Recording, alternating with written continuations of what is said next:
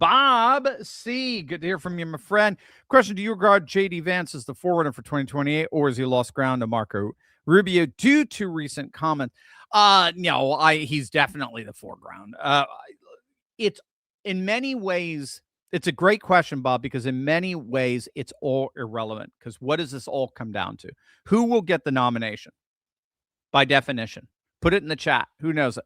Who's going to get the nomination by I mean, it's not even, there's not even a front runner per se. Who's going to get the nomination? The one who is endorsed by Donald J. Trump. Trump's endorsement is the deal maker here. And so JD is going to get it.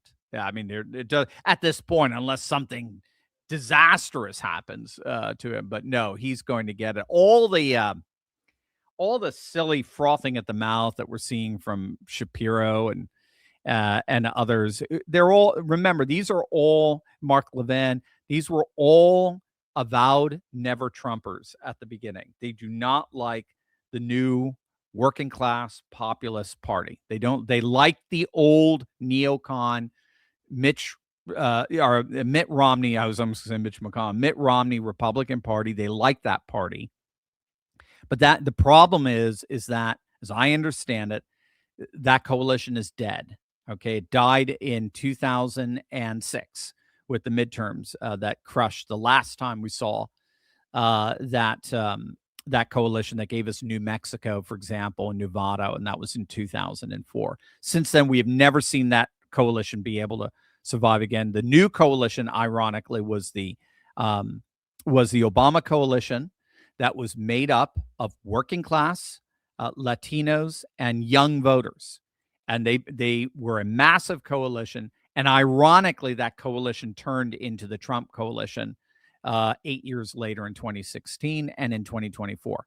But started in 2016 with the white working class, but then in 2024, the Latinos came over and young people came over, and you have a solid coalition that's going to be winning Pennsylvania, Michigan, Wisconsin, Nevada, may eventually be winning New Hampshire, Maine, and New Mexico for the foreseeable future. Now, keep in mind, by 2030, we won't even need the three blue wall states of Michigan, Wisconsin, or Pennsylvania anymore. We'll have enough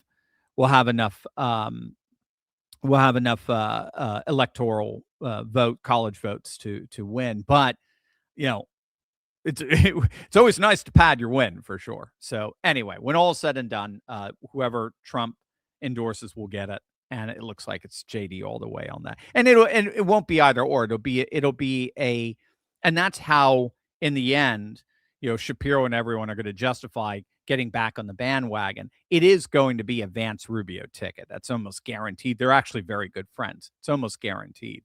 And that'll be the way you could play it. It was almost like originally doing a Trump DeSantis ticket.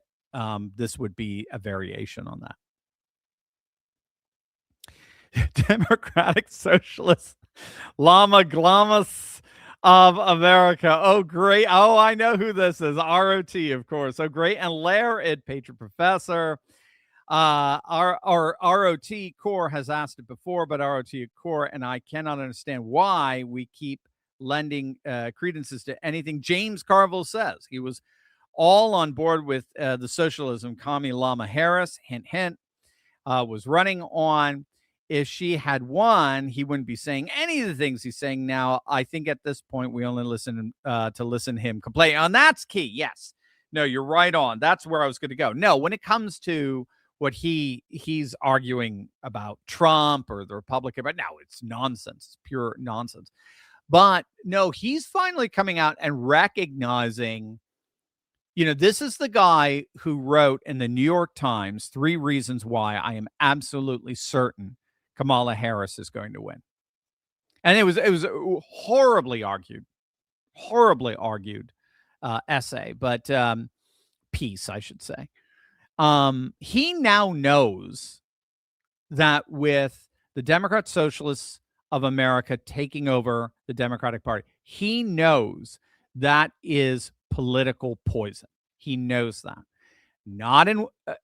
Keep in mind, I was going to say not in New York, not in Seattle, but it is. Even in New York, even in Seattle. This is where Meghan McCain is just so absurd. She's like, oh, I'm so glad Mamdani wasn't born in this country, because then if he ran for president, I mean, he's like Obama. He barely won New York. He barely won. Staten Island voted against him en masse. He barely won. He won with just a single digit margin. Your current what's her name, Crazy Katie out in Seattle, she won by less than 1% of the vote. It was the slimmest margin in Seattle elections in a century. And that's because woke social democrats split the left. They split the left. So these elections literally are playing out exactly that way, with the social democrats getting barely 51, 52%. But 48% of the left doesn't want them. There's no Republicans voting it in New York or New York City or Seattle or Chicago. It's all Democrats. It's 9-1 Democrat or whatever it is, 7-1 or so forth. So they're totally irrelevant.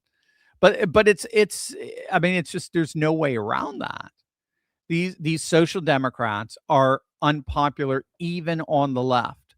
And so James Carville is recognizing that if this is where the Democrat Party is going to go, they can get all the fawning coverage they want from the legacy media, given that the vast majority of the country doesn't pay any attention. Only about 5% of the country watches the legacy media.